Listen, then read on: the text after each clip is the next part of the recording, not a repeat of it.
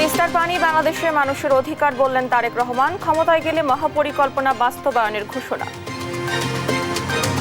রাষ্ট্র পরিচালনার দায়িত্ব পেলে আগামী দিনে অবশ্যই আমরা অগ্রাধিকার ভিত্তিতে তিস্তা মহাপরিকল্পনা বাস্তবায়নের সব রকম উদ্যোগ আমরা ইনশাল্লাহ গ্রহণ করব। সবাই বন্ধু, কেউ প্রভু নয়, এমনটাই হতে হবে পররাষ্ট্রনীতি, বলছেন বিশ্লেষকরা। বিদেশি আগ্রাসন প্রতিরোধে সংস্কৃতি সম্প্রসারণের তাগিদ। আইসিটি টাওয়ারে দুদকের অভিযান, মিলেছে টুআই প্রোগ্রামে 850 কোটি টাকার দুর্নীতির প্রমাণ।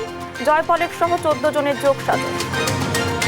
গণঅভ্যুত্থানে ক্রেডিট নিয়ে বিতর্ক, নীতির ব্যত্যয় ঘটিয়েছে শিবির, বললেন সার্জিস। নিজেদের তুলে ধরতেই সত্য প্রকাশের দাবি সংগঠনটির। আমাদের যে জায়গা, আমাদের অবস্থান এবং আমাদের যে অবদান, সেটি আমরা তুলে ধরার চেষ্টা করেছি। শুধুমাত্র ছাত্র শিবির নয়, এখানে যত স্টেক রয়েছে সকলের অংশগ্রহণ ছিল, এটা আমরা স্বীকার করি। যখন এরকম একটা রাজনৈতিক বা পলিটিক্যাল একটা আহ্বায়ক স্ট্রাকচার হবে, এখানে কিন্তু স্বাভাবিকভাবেই একটা পলিটিক্যাল নেগোসিয়েশন হবে। তো এই নেগোসিয়েশনের জায়গায় আবার এমন কিছু হয়েছে যেটা ইন্টারনাল ফোরামে থাকার কথা ছিল, কয়েকজনের মাধ্যমে সেটা সোশ্যাল মিডিয়ায় এসেছে, যেটাকে আমরা কখনোই মনে করি না যেটা হওয়া উচিত ছিল। গণহত্যা মামলায় শেখ হাসিনা সহ 46 জনের বিরুদ্ধে 20 এপ্রিল চার্জশিট দাখিলের নির্দেশ ট্রাইব্যুনালের। 1 মাসের মধ্যে প্রতিবেদন দাখিলের আশা। আইন শৃঙ্খলা পরিস্থিতি উন্নতি করতে জেলা প্রশাসকদের নির্দেশ স্বরাষ্ট্র উপদেষ্টার। নিপীড়ন চালাতে ডিসিদের ব্যবহার করত আওয়ামী সরকার। এবং পাকিস্তানের চ্যাম্পিয়ন্স ট্রফির পর্দা উঠছে কাল। উদ্বোধনী ম্যাচে দুপুর 3টায় স্বাগতিকদের মুখোমুখি হবে নিউজিল্যান্ড। জয় চায় দুই দল। আমন্ত্রণ সংবাদ সন্ধ্যায় দেখছিলেন শিরোনামগুলো, সঙ্গে আছে আমি ডানা ইসলাম।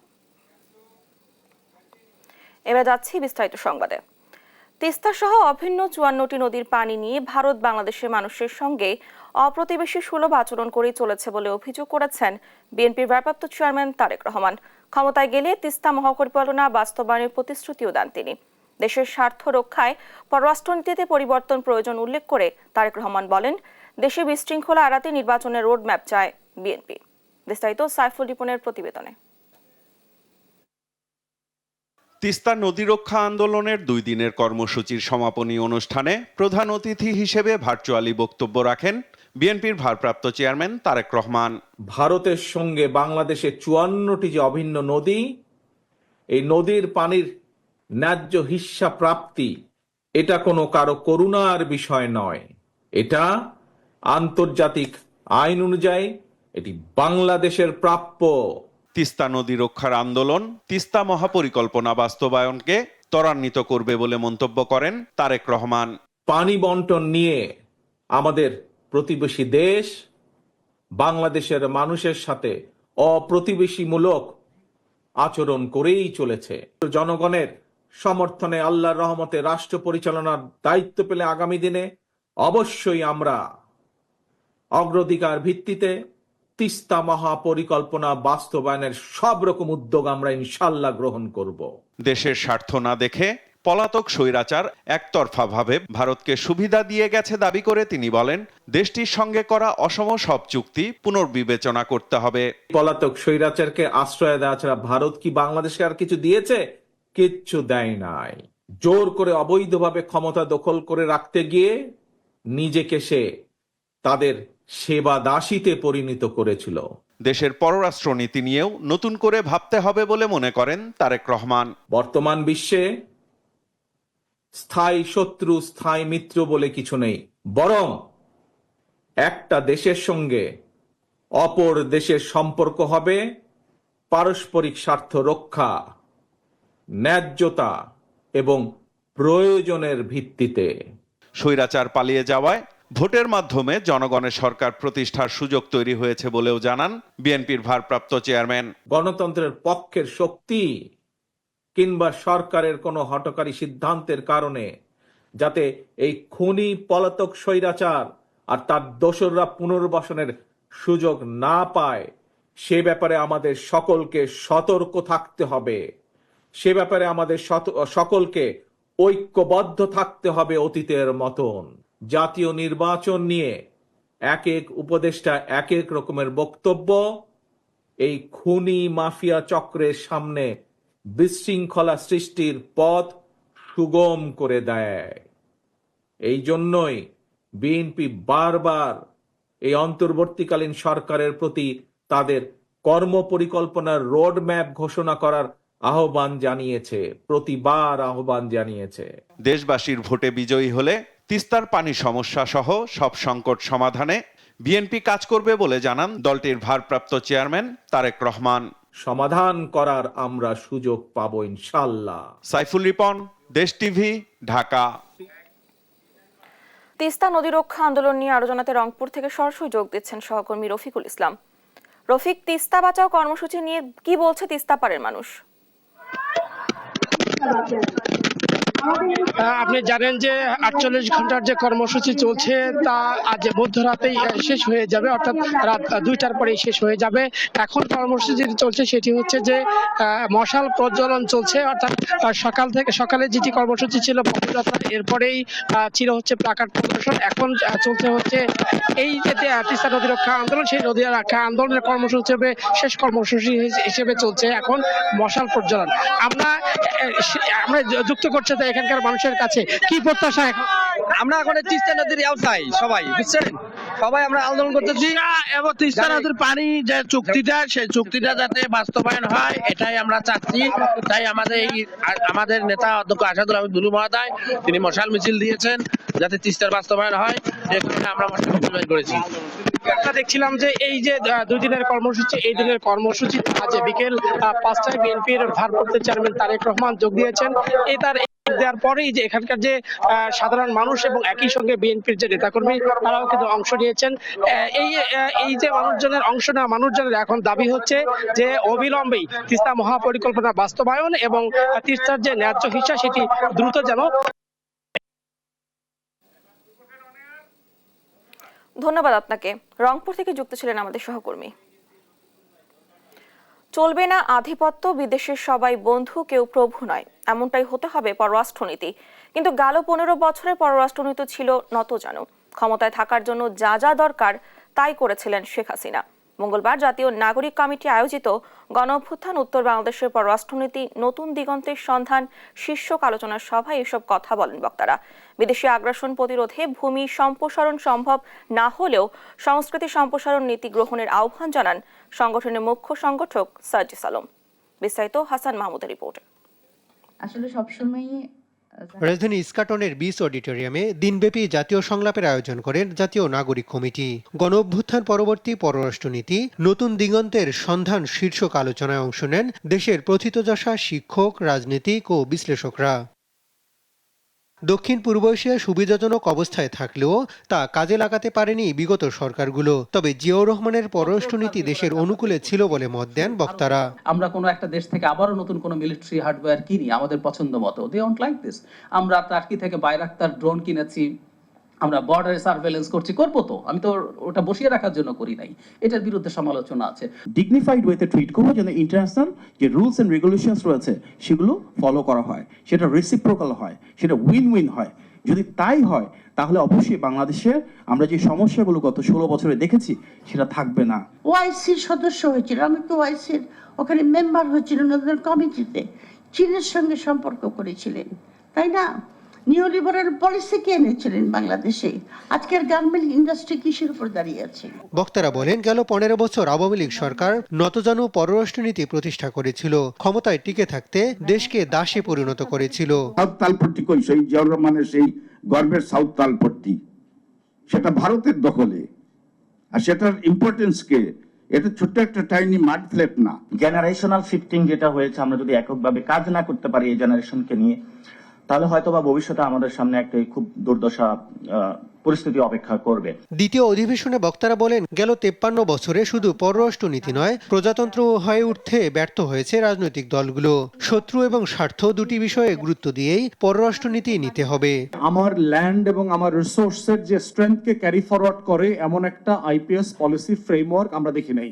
আমাদের ওই যে সফট পাওয়ার, কালচারাল পাওয়ার, এডুকেশন, এই জায়গাগুলোতে আমরা যত বেশি নজর দিতে পারি, কারণ ডিফেন্সের রাতারাতি আমরা কিছু চেঞ্জ করতে পারবো না। পাওয়ারে টিকে থাকার জন্য নির্ভর করা এবং নির্ভর করলে সেই দেশের বা সেই দেশের অর্থনীতির বা সেই সরকারের কি হয়, সেটা বাংলাদেশ কিন্তু সারা পৃথিবীতে একটা কেস স্টাডি। তৃতীয় সেশনে বক্তব্য রাখেন জাতীয় নাগরিক কমিটির মুখ্য সংগঠক সার্জিস আলম। বলেন, মানচিত্র বৃদ্ধি করা না গেলেও বিদেশি আগ্রাসন বন্ধে সাংস্কৃতিক সম্প্রসারণ জরুরি হয়ে পড়েছে। মায়ানমারকে স্থিতিশীল করা বাংলাদেশের দায়িত্ব। স্থিতিশীল করার জন্য বাংলাদেশে যা যা করার সেটা বাংলাদেশকে করতে হবে। এই পতাকাটাকে আমরা যেভাবে উল্টে দেখতে চাই, আমরা বিশ্বাস করি আগামী 1 দশকে আমরা সেই জায়গায় দেখতে পাবো। বিশাল সমুদ্র সীমায় কর্তৃত্ব প্রতিষ্ঠা, মিয়ানমারের স্থিতিশীলতায় প্রত্যক্ষ ভূমিকা রাখার সময় এসেছে বলেও মন্তব্য করেন বক্তারা। হাসান মাহমুদ, দেশ টিভি, ঢাকা। শিবির বনাম সমন্বয়ক, জুলাই আন্দোলনে কাদের ভূমিকা ছিল বেশি? সামাজিক যোগাযোগ মাধ্যমে চলছে আন্দোলনের ক্রেডিট নেয়ার যুদ্ধ। জাতীয় নাগরিক কমিটির মুখ্য সংগঠক সার্জিস আলম বলেন, ক্রেডিট দাবি করে নীতির ব্যত্যয় ঘটিয়েছে শিবির, আর অভ্যুত্থান কারো একক উদ্যোগে হয়নি বলেও জানান নাগরিক কমিটির সদস্য সচিব আখতার হোসেন। এদিকে নিজেদের অবস্থান শক্তিশালীভাবে তুলে ধরতেই সত্য তুলে ধরার দাবি ঢাকা বিশ্ববিদ্যালয় শিবিরের সেক্রেটারি মহিউদ্দিন খানের। বিস্তারিত জানাতুল মোহনার প্রতিবেদনে। জুলাই আন্দোলনের দলমত নির্বিশেষে সবাইকে এক কাতারে দেখা গেলেও 6 মাস পর আন্দোলনের ক্রেডিট নিয়ে চলছে টানাপোড়েন। আন্দোলন কর্মসূচি কারা লিখে দিয়েছে, সমন্বয়করা কার আশ্রয়ে ছিল, ডক্টর মোহাম্মদ ইউনূসের সঙ্গে কার মাধ্যমে যোগাযোগ হয়েছিল, এমন নানা বিষয়ে ছাত্র শিবির নাকি বৈষম্য বিরোধী ছাত্র আন্দোলনের নেতাদের মধ্যে চলছে লড়াই। এ নিয়ে তোলপাড় চলছে সামাজিক যোগাযোগ মাধ্যমেও। জাতীয় নাগরিক কমিটির মুখ্য সংগঠক সার্জিস আলম বলেন, ক্রেডিট দাবি করে নীতির ব্যত্যয় ঘটিয়েছে শিবির। এই নিয়ে লড়াইয়ে অভ্যুত্থানের স্পিরিট নিঃশেষ হবে। যখন এরকম একটা রাজনৈতিক বা পলিটিক্যাল একটা আহ্বায়ক স্ট্রাকচার হবে, এখানে কিন্তু স্বাভাবিকভাবেই একটা পলিটিক্যাল নেগোসিয়েশন হবে। তো এই নেগোসিয়েশনের জায়গায় আবার এমন কিছু হয়েছে যেটা ইন্টারনাল ফোরামে থাকার কথা ছিল, কয়েকজনের মাধ্যমে সেটা সোশ্যাল মিডিয়ায় এসেছে, যেটাকে আমরা কখনোই মনে করি না যেটা হওয়া উচিত ছিল। এটা তারা তাদের জায়গা থেকে যে নীতির যে জায়গাটি একসাথে থাকার একটি প্ল্যাটফর্মে, সেটিকে তারা ব্যত্যয় ঘটিয়েছে। এই ক্রেডিট দাবির যদি খেলায় আমরা সামনের দিকে মেতে যাই, তাহলে এই অভ্যুত্থানের যে স্পিরিট, সেই লক্ষ্য থেকে আমরা সরে যাব। আসিফ মাহমুদই প্রথম ডক্টর মোহাম্মদ ইউনূসের সঙ্গে যোগাযোগ করেন বলে দাবি করেন তিনি। আসিফ মাহমুদ ওই জায়গাটিতে প্রথম যোগাযোগ করছিল, এবং শুধু ওই জায়গায় নয়, আমাদের ধরেন ইউএনের অফিস থেকে শুরু করে অন্যান্য বিভিন্ন জায়গায় আমি গিয়েছিলাম, নাহিদ গিয়েছিল, হাসনাত গিয়েছিল, উমামা ফাতেমা গিয়েছিল। আর কোনো পক্ষের একক উদ্যোগে আন্দোলন সফল হয়নি বলে জানান নাগরিক কমিটির সদস্য সচিব আখতার হোসেন। এটা সকলের সম্মিলিত একটা উদ্যোগের জায়গা। সেই সম্মিলিত উদ্যোগকে আমরা এককভাবে কারো শুধুমাত্র একার উদ্যোগ হিসেবে আমরা এটাকে বিবেচনা করতে চাই না। গণ অভ্যুত্থানের 6 মাস পর কেন ক্রেডিট নিয়ে বিতর্ক উঠছে, এমন প্রশ্নের জবাবে ঢাকা বিশ্ববিদ্যালয় শিবিরের সেক্রেটারি মহিউদ্দিন খান বলেন, নিজেদের অবস্থান শক্তিশালীভাবে জানান দিতেই সত্য তুলে ধরছেন তারা। এটা ক্রেডিট ভাগাভাগির কোনো বিষয় নয়, বরং যার যে স্টেক ছিল সেই স্টেকটা ক্লেম করার একটা বিষয়। আমরা নিজেদের অবস্থানকে শক্তিশালীভাবে তুলে ধরার চেষ্টা করছি। তবে সবার অংশগ্রহণ না থাকলে ফ্যাসিস্ট পরাজিত করা কারো একার পক্ষে সম্ভব ছিল না বলেই জানান তারা। জান্নাতুল মোহনা, দেশ টিভি, ঢাকা। জুলাই আগস্ট আন্দোলনে গণহত্যা ও মানবাধিকার লঙ্ঘন মামলায় শেখ হাসিনা, ওবায়দুল কাদের সহ 46 জনের বিরুদ্ধে আগামী 20 এপ্রিল তদন্ত প্রতিবেদন দাখিলের নির্দেশ দিয়েছেন ট্রাইব্যুনাল। চিফ প্রসিকিউটর জানান, সুষ্ঠু তদন্তের স্বার্থেই সময় চাওয়া হয়েছে, তবে 1 মাসের মধ্যে তদন্ত প্রতিবেদন দাখিলের চেষ্টা করবে প্রসিকিউশন। সাবিনা মজুমদারের রিপোর্টে বিস্তারিত। গত বছরের অক্টোবরে জুলাই আগস্ট গণহত্যা ও মানবাধিকার লঙ্ঘনের অভিযোগে দায়ের করা মামলায় সাবেক প্রধানমন্ত্রী শেখ হাসিনা, ওবায়দুল কাদের সহ 46 জনের বিরুদ্ধে গ্রেফতারি পরোয়ানা জারি করেছিলেন ট্রাইব্যুনাল। সেই প্রেক্ষিতে মঙ্গলবার তৃতীয়বারের মতো হাজির করা হয় আওয়ামী লীগের সাবেক মন্ত্রী, প্রতিমন্ত্রী, উপদেষ্টা সহ 16 জনকে।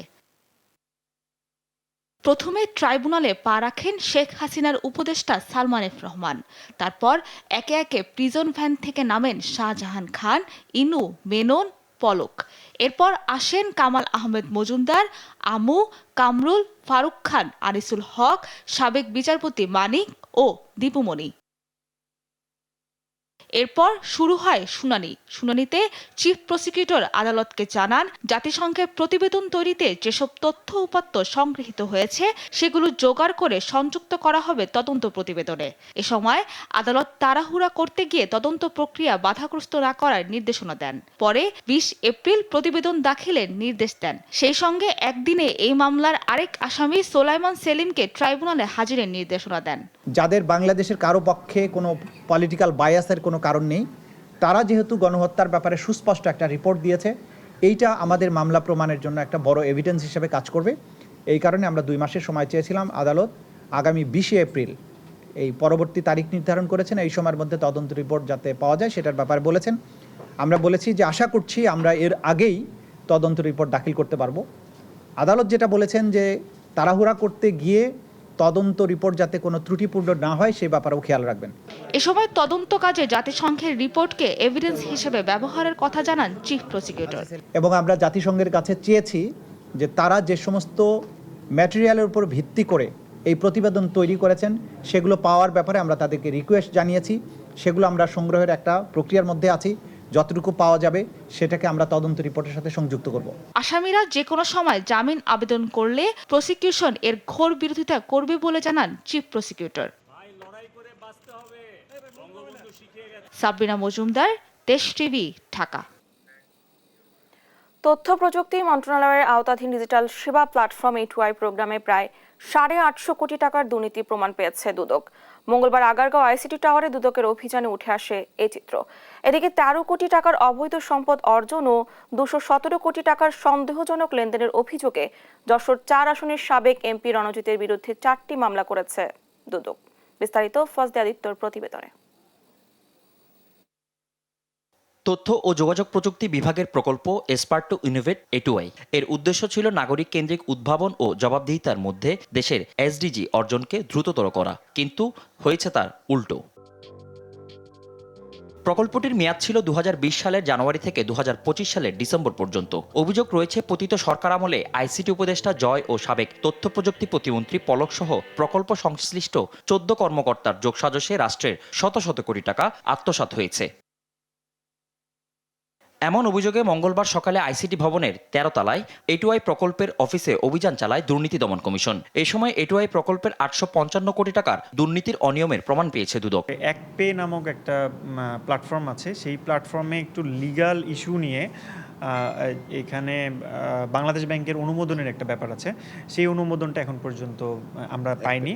এই প্রকল্পের বর্তমান প্রধান কর্মকর্তা অভিযোগের সত্যতা নিশ্চিত করে বলেন, চলমান প্রকল্পে বেশ কিছু অপ্রয়োজনীয় খাত ছিল যা এরই মধ্যে বন্ধ করা হয়েছে। এইচডি মিডিয়ার নামে কিছু কাজ করা হয়েছে যেটা পতিত সরকারকে সাপোর্ট করেছে। এই ধরনের কার্যক্রমগুলো যেটা সরাসরি পলিটিক্যালি করা হয়েছিল, যেগুলোর সাথে প্রকৃত ডিজিটাইজেশন কম জড়িত, এই বিষয়গুলো আমরা ডে ওয়ানেই সেপ্টেম্বরের শুরুতেই আমরা এগুলো বন্ধ করেছি।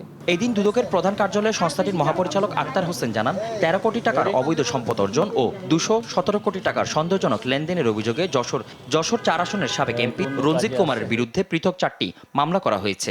12 লক্ষ টাকারও বেশি জ্ঞাত আয় বহির্ভূত সম্পদ অর্জনপূর্বক ভোগ দখলে রাখা এবং তার নামেও 25টি ব্যাংক হিসাবের মাধ্যমে মোট 39 কোটি টাকারও বেশি সন্দেহজনক লেনদেন করে উক্ত টাকা জ্ঞাত সারে হস্তান্তর, স্থানান্তর, রূপান্তর করার অপরাধ প্রাথমিক অনুসন্ধানকালে প্রমাণিত হয়েছে।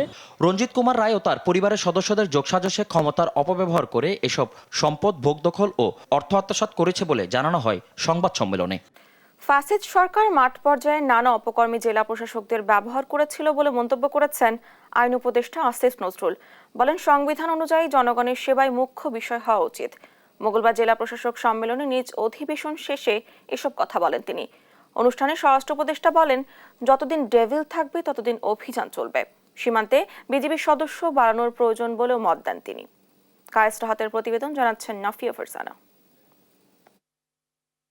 মঙ্গলবার সকালে রাজধানীর ওসমানী মিলনায়তনে জেলা প্রশাসক সম্মেলনের সমাপনী দিনের কর্মসূচিতে যোগ দিয়ে প্রধান উপদেষ্টার বিশেষ সহকারী অবসরপ্রাপ্ত লেফটেন্যান্ট জেনারেল আব্দুল হাফিজ বলেন, 5ই আগস্টের পর লুট হওয়া 6000 অস্ত্র ও 6 লাখ বুলেটের মধ্যে 2.5 লাখ বুলেট ও 1400 অস্ত্র এখনো উদ্ধার হয়নি। এ বিষয়ে ডিসিদের নির্দেশনা দেয়া হয়েছে। প্রায় 6000টি অস্ত্র লুট হয়েছিল, তার মানে তার 3 ভাগের 4 ভাগ কিংবা তারও বেশি উদ্ধার হয়ে গেছে। এটা একটা বড় সাফল্য আমি বলবো। 6 লক্ষ গুলির মধ্যে মাত্র প্রায় 2.5 লক্ষ এখনো উদ্ধার হয়নি। তার মানে উল্লেখযোগ্য সংখ্যক উদ্ধার হয়েছে। বাকিগুলো পর্যায়ক্রমে যে চলমান যে অভিযান আছে সেগুলোর মাধ্যমে এগুলো উদ্ধার করা সম্ভবপর হবে। তৃতীয় অধিবেশনে প্রাথমিক ও গণশিক্ষা উপদেষ্টা বিধান রঞ্জন রায় জানান, প্রাথমিক শিক্ষার্থীদের হাতে 85% বই পৌঁছে গেছে। চলতি মাসেই 100% বই পৌঁছানো সম্ভব হবে। বিচারাধীন থাকায় বাদ পড়া প্রাথমিক শিক্ষকদের প্রতি সহানুভূতি থাকলেও মন্তব্য করতে রাজি হননি তিনি। আমাদের যে প্রাইমারি স্কুলগুলো নির্মাণ হয়, উপজেলা পর্যায়ে ডিডিওশিপ হচ্ছেন ইউএনও সাহেব, ফলে ওনার কিন্তু একটা প্রশাসনিক ক্ষমতাই রয়েছে এই বিষয়গুলো দেখভাল করার। তাদের হিসাব যদি বলি, উপরে বই আমাদের পৌঁছে গেছে, ফলে এই মাসের মধ্যে একদম স্কুল লেভেলে সব বই পৌঁছে যাবে, প্রাইমারির বইগুলো। চতুর্থ অধিবেশনে সম্মেলনে ডিসিদের সঙ্গে কথা বলেন স্বরাষ্ট্র উপদেষ্টা। পরে সাংবাদিকদের তিনি জানান, যতদিন ডেভিলরা থাকবে ততদিন অভিযান চলবে। আইন শৃঙ্খলা পরিস্থিতির উন্নতি হয়েছে বলেও জানান তিনি। আইন শৃঙ্খলা উন্নতির জন্যই তো আমরা এই যে একটা অপারেশন চালাচ্ছি ডেভিল হান্ট, এটা তো আপনারা জানেন এবং আপনারা এই থেকে সাহায্য এবং সহযোগিতা করে যাচ্ছেন, এই জন্য আপনাদের আমি ধন্যবাদ জানাই। এদিকে পঞ্চম অধিবেশন শেষে আইন উপদেষ্টা আসিফ নজরুল বলেন, বিদেশে গমন ইচ্ছুকদের প্রশিক্ষণের আওতায় নিয়ে আসতে হবে।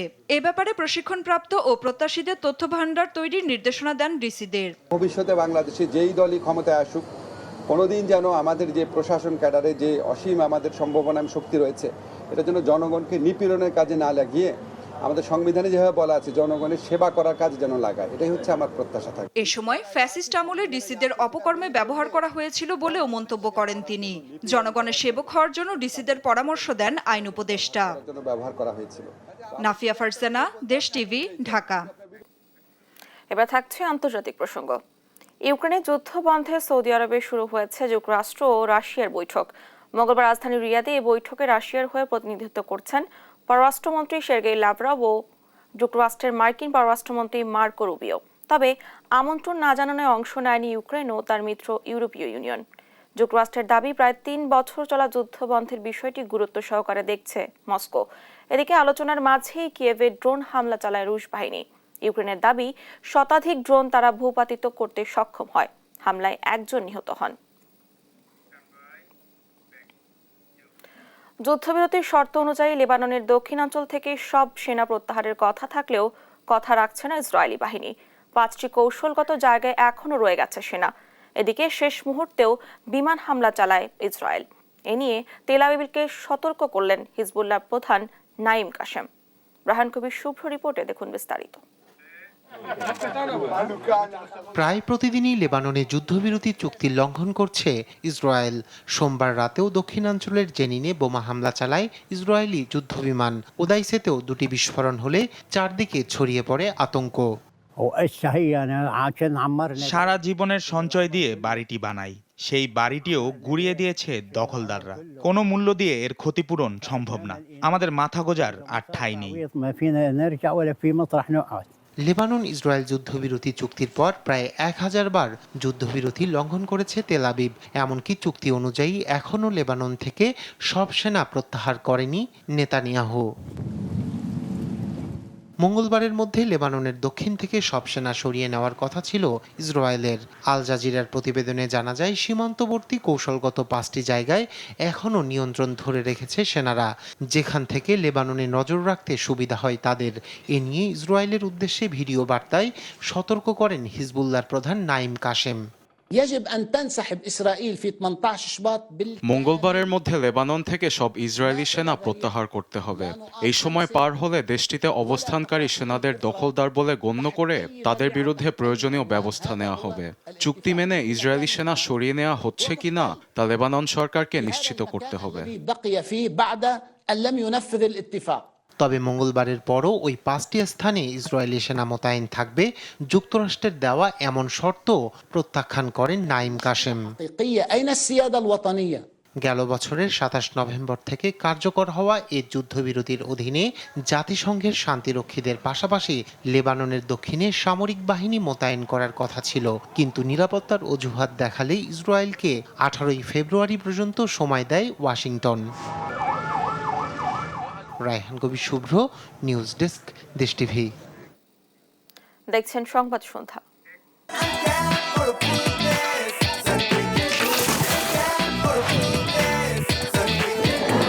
ক্যাপ করো ফ্রুটনেস সানকুইকের গুডনেস।